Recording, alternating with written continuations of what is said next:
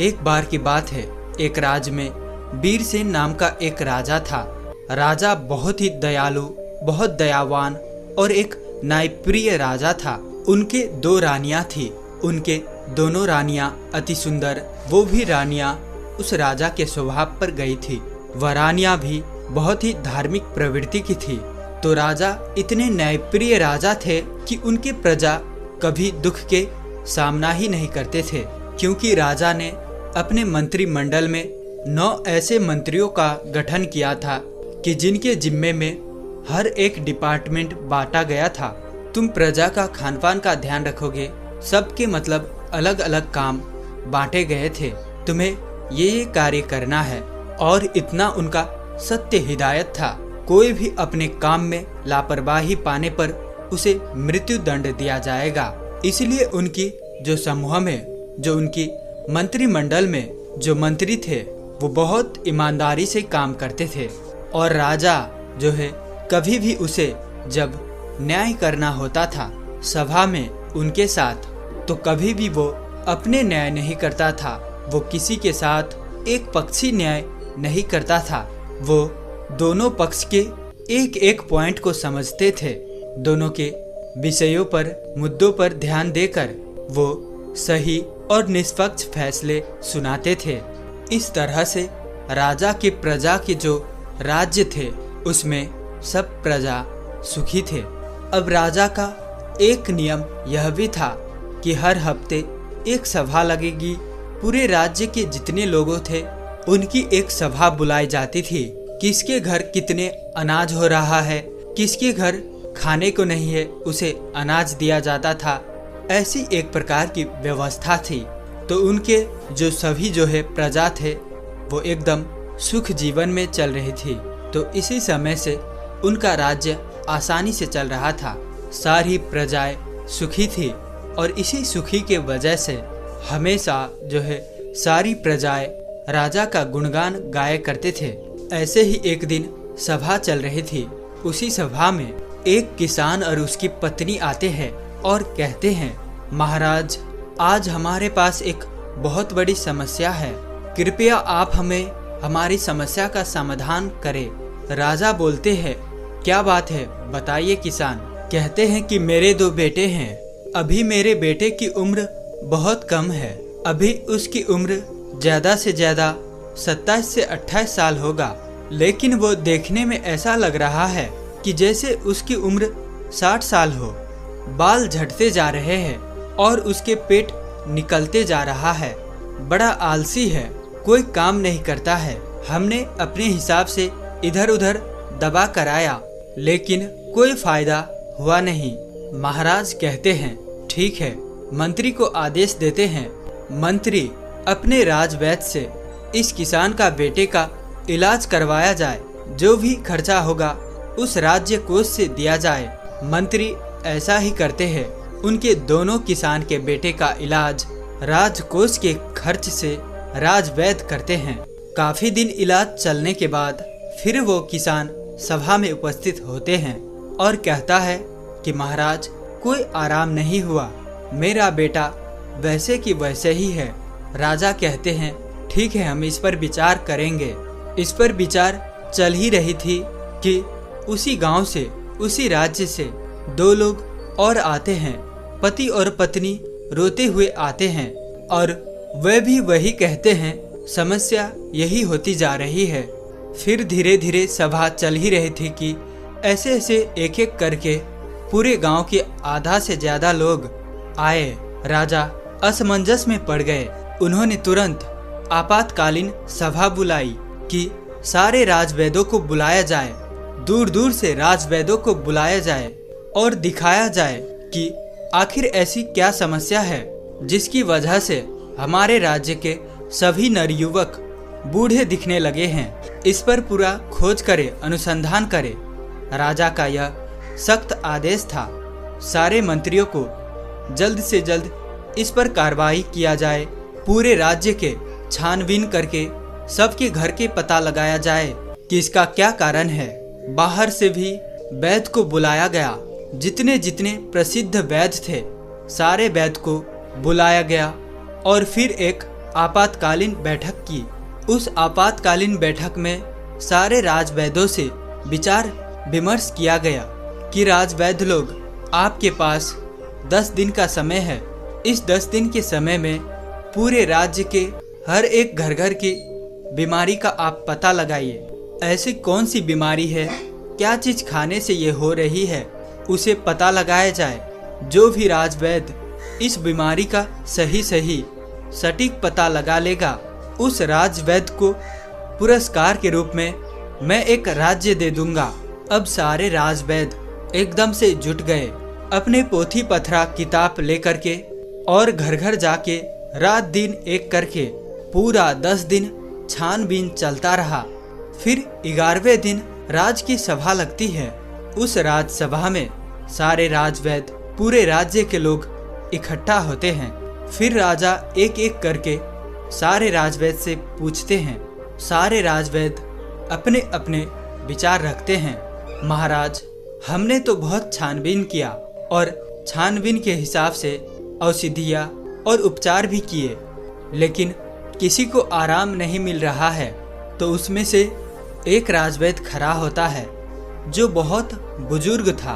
उसकी उम्र लगभग 130 से 135 साल की थी, और उसने कहा, हमारा जो अपना निष्कर्ष निकला, हमारा जो अपना अनुभव है, उस अनुभव से हमें यही लगता है कि यहाँ के रहन सहन, यहाँ के खाने में कुछ दिक्कत हो रही है, जिसकी वजह से ये सब हो रहा है। लेकिन हमारे पास इसका सटीक जवाब नहीं है। राजा उस बुजुर्ग राजवैद्य की बात को सुनकर असमंजस में पड़ जाता है। 130 साल का बुजुर्ग बता रहा है, तो इसका समाधान क्या होगा? कुछ देर बाद वह राजा कहता है, राजवैद्य, आप अब इसका समाधान आप ही बताएंगे, क्योंकि हम आज 1 महीने से इसके कारण हम खुद बहुत ज़्यादा चिंतित है। हमारी प्रजा परेशान होती जा रही है, और हम भी देख रहे हैं, हम भी इसी सोच में परेशान होते जा रहे हैं। मेरे भी बाल झड़ने शुरू हो गए हैं। हमारे परिवार में महारानियां, राजकुमार, राजकुमारियां जो भी है, सब लोग अपनी प्रजा से परेशान है। आखिर समाधान तो बताइए। फिर वह राजवैद्य हाथ जोड़कर खड़े होते हैं और राजा से कहते हैं, राजा, हमें क्षमा करिए, लेकिन हमारे पास एक उपाय जरूर है। इस समस्या का सारा समाधान एक ही आदमी के पास है। अगर उस आदमी को ढूंढ के लाया जाए तो आपकी राज्य के सारे समस्याएं खत्म हो जाएगी, सारी बीमारियां खत्म हो जाएगी। उनके अलावा इसका समाधान किसी के पास नहीं है।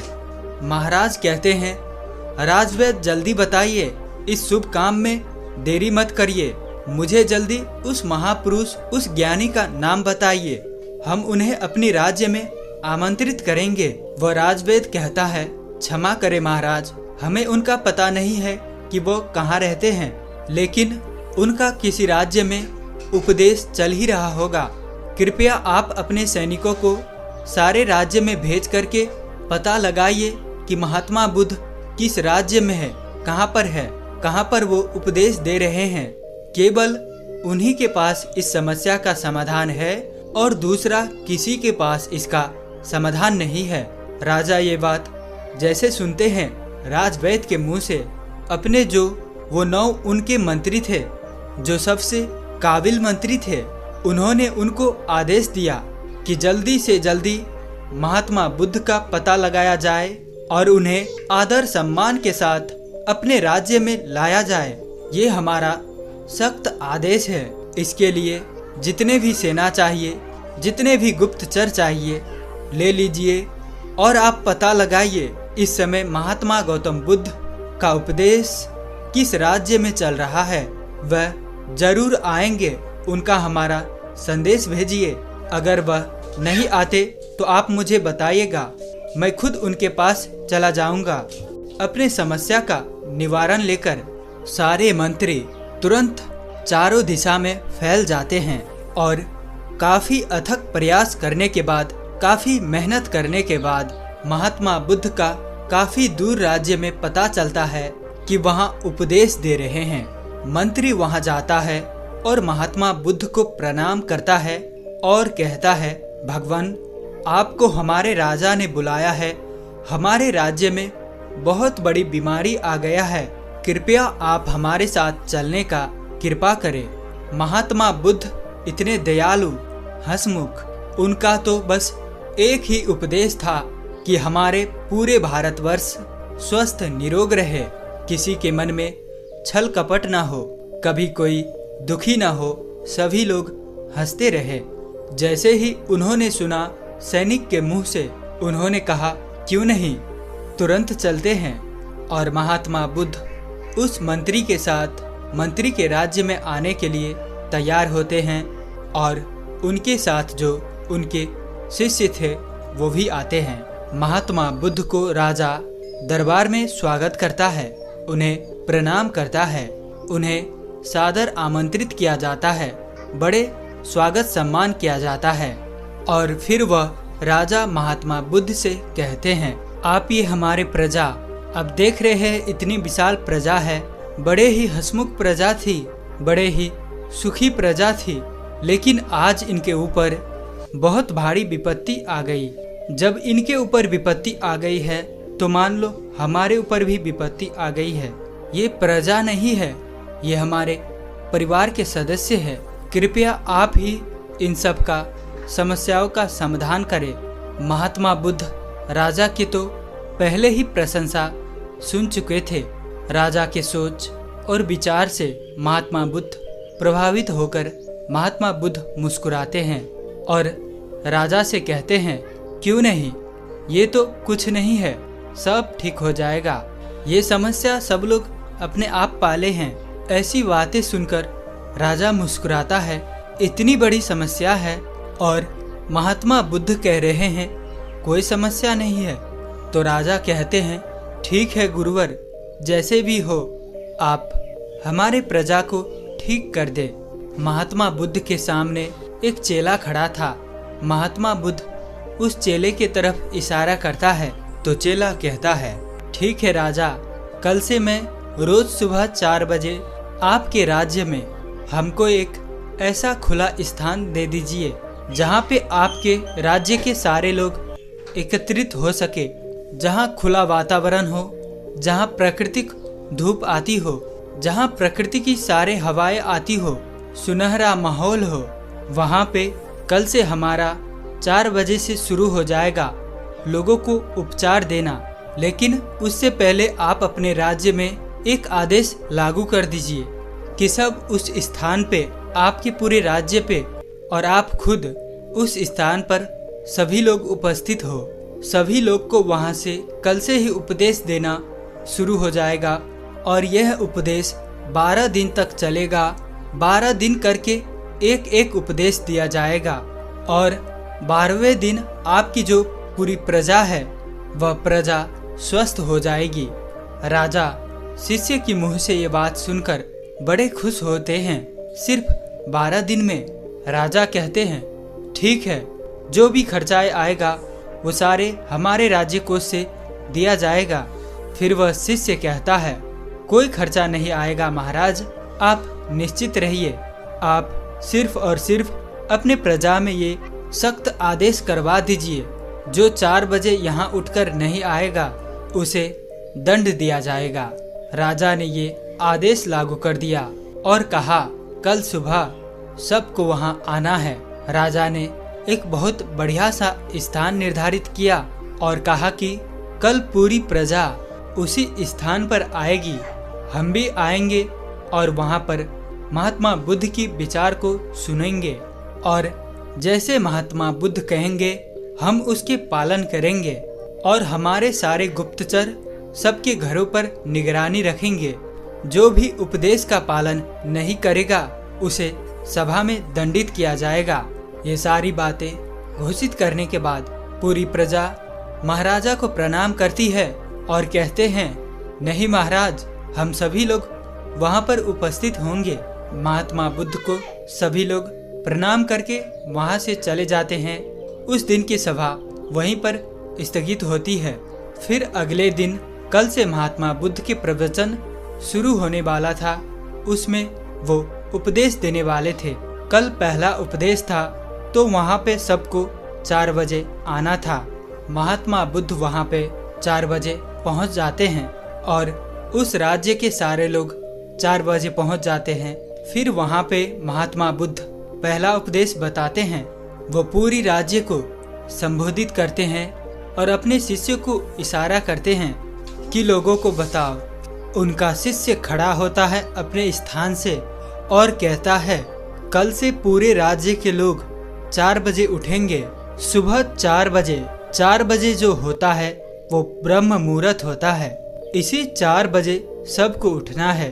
सब उठने के बाद 2 से 3 गिलास गुनगुना पानी करना है और सबको बैठ के अलथी पलथी मार के जो गुनगुना पानी है वो मिट्टी के बर्तन में पीना है।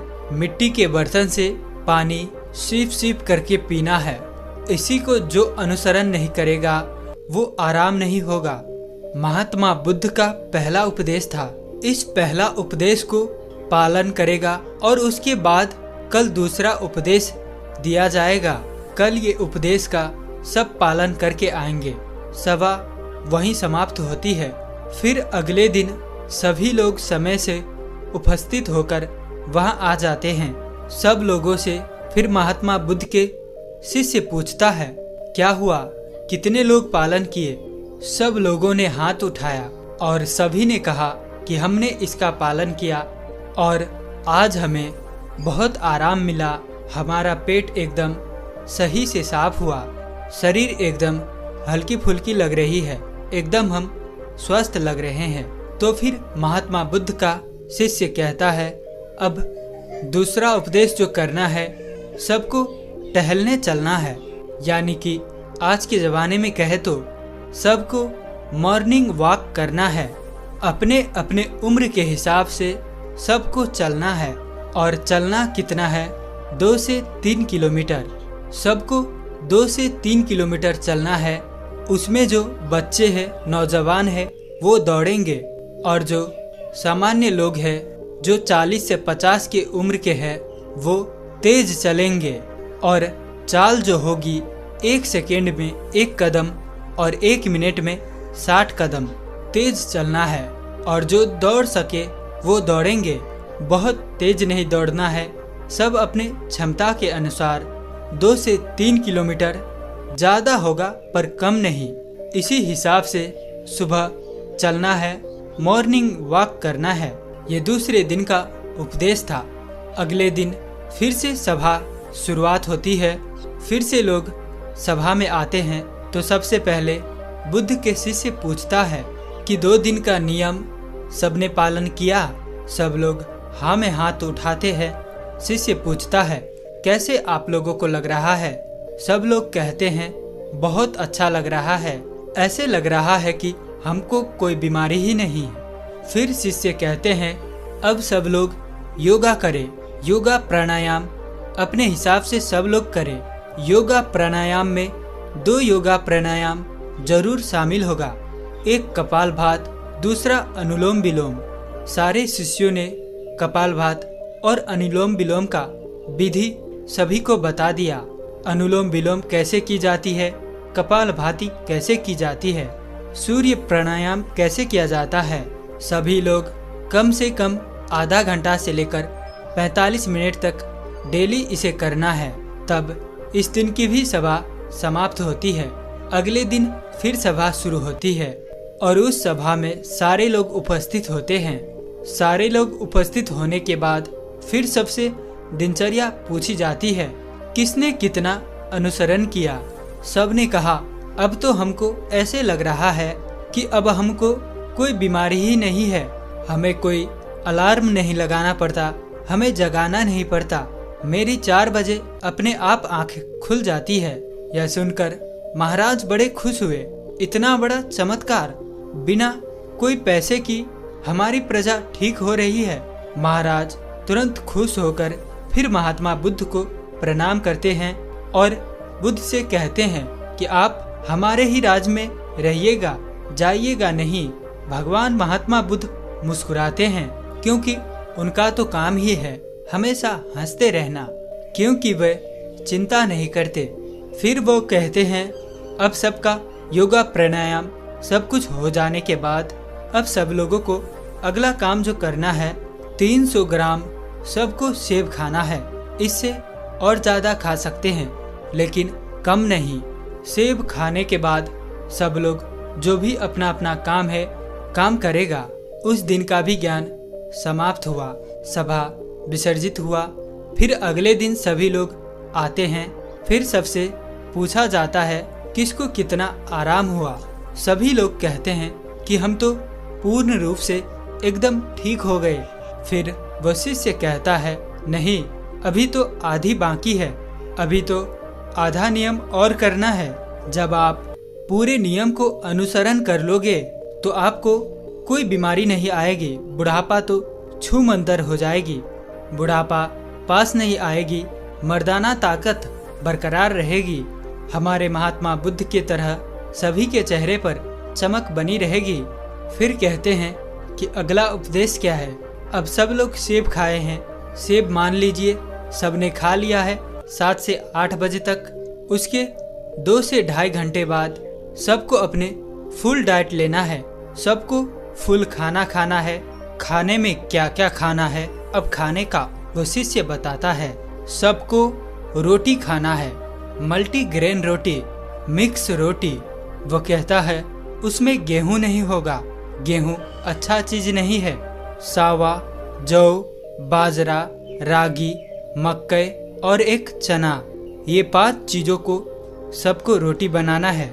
और सबकी थाल में इसकी रोटी होगी, एक कटोरी दाल होगी और उसमें देसी घी गाय का डाला हुआ और एक कटोरी मिक्स सब्जी या साग होगा। सीजन के हिसाब से जो सीजन वाली सब्जी होती है वही खाना है। बिना सीजन वाली सब्जी नहीं खाना है। बिना सीजन वाली सब्जी स्टोर की होती है, वो नुकसान पहुंचाती है। साग सब्जी जो भी खाना है वो सीजन के ही खाना है। ये सारी चीजें खाने के बाद उसके आधे घंटे के बाद उसमें एक कटोरी 200 ग्राम सबको दही खाना है। दही में गुड़ डाल के। तो जब आप खाना खा के आधे घंटे के बाद दही में गुड़ डाल के खाओगे तो आपका खाना वो सब आसानी से पच जाएगा, जो कि दही में लैक्टोबायोटिक एसिड पाया जाता है जो हमारे खाने को पचाता है, हमारे लीवर को मजबूत बनाता है।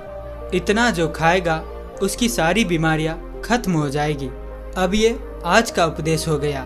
कल सब इसको अनुसरण करके आएगा। तब सब लोग खुशी खुशी अपने घर जाते हैं। जैसे वो उपदेश में बताया गया सब लोग उसका पालन करते हैं। सब फिर अगले दिन की सभा होती है। सारे लोग सभा में उपस्थित होते हैं। सबसे पूछा जाता है किसको कितना आराम है। सारे लोग कहते हैं अहो भगवान, हमको तो कुछ बीमारी ही नहीं है, हम तो पूर्ण रूप से ठीक हो गए, हमको तो लगता ही नहीं कि हम कभी बीमार हुए थे। महाराज और खुश हो गए। राजा कहते वाह, ये तो खाने से सब लोग ठीक हो गए, खाने से सबकी बीमारियां ठीक हो गई। धीरे धीरे ऐसे देखने में लग रहा है कि सबका मोटापा भी अपने आप चले जाएगा।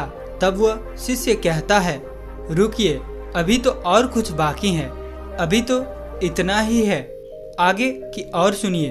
तो वह सबसे पहले ये बताता है आप लोग ये भी ध्यान रखना, खाना और पीना दोनों एक साथ नहीं करना है। या तो खाइए या तो पिए। कहने का तात्पर्य है अगर हम पानी पी रहे हैं, कोई भी तरल पदार्थ ले रहे हैं, तो हम उसको खाने से 1 घंटे पहले या खाने के 1 घंटे बाद ही लेंगे। खाते समय 1 घुट पानी नहीं पीना है और ना ही खाने के बाद हमें तुरंत पानी पीना है।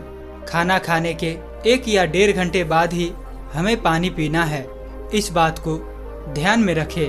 अब फिर बताते हैं शाम को क्या नाश्ता लेना है।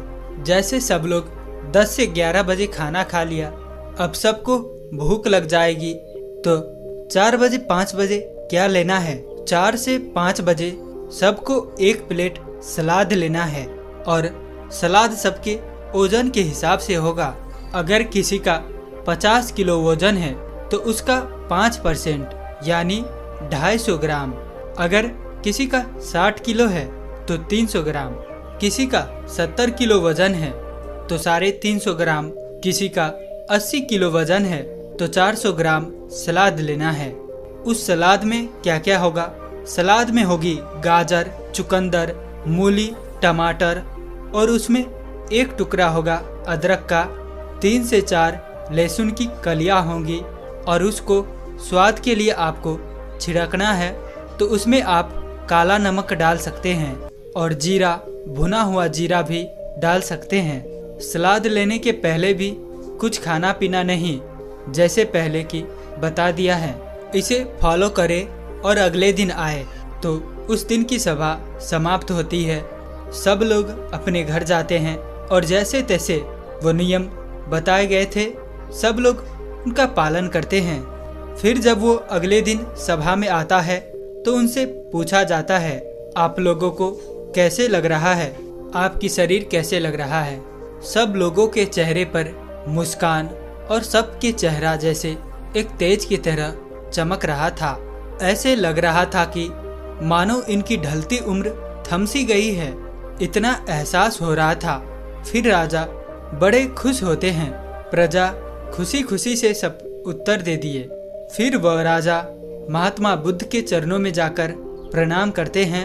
वह कहता है, धन्य है भगवान, आपने तो सबको खाने से ठीक कर दिया। तो वो शिष्य कहता है, महाराज रुकिए, अभी तो और सारे उपदेश बाकी है। अभी जब मैं पूरा उपदेश बता दूंगा तो हमारे भगवान की तरह कोई बीमारी नहीं होगा, कभी किसी को बुढ़ापा ही नहीं आएगा। राजा कहते हैं, जल्दी बताइए गुरुवर, जल्दी बताइए, हमसे सारी चीजें सुनने को बड़ी इच्छा है। मन में भी मैं अपने आप को ऐसा महसूस कर रहा हूँ कि जैसे मुझे कोई बीमारी नहीं है। मैं अभी 16 साल का हूँ। फिर बताते हैं अब रात को क्या करना है।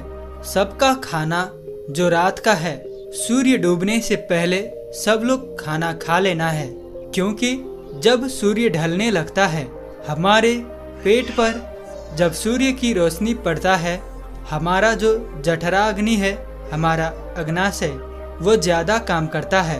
जब धीरे धीरे सूर्य की रोशनी झड़ने लगती है, कम होने लगता है, तो जठर अग्नि काम करना बंद कर देती है। इसीलिए ऋषि मुनि लोग सूर्य डूबने से 1 घंटे पहले खाना खा लेते थे।